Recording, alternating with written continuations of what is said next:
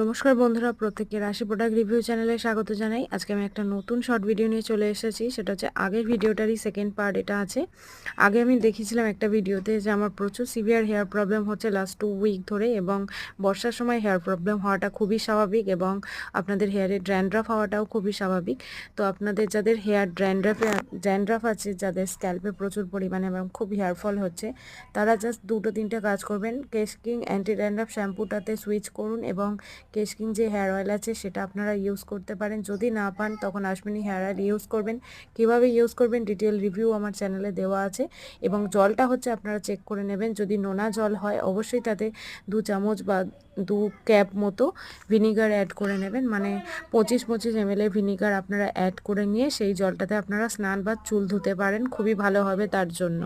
তো আজকে রিভিউ এইটুকুই থাকলো। কেমন লাগলো অবশ্যই জানাবেন। এরকম রিভিউ পাওয়ার জন্য চ্যানেল সাবস্ক্রাইব করে নেবেন। Thank you.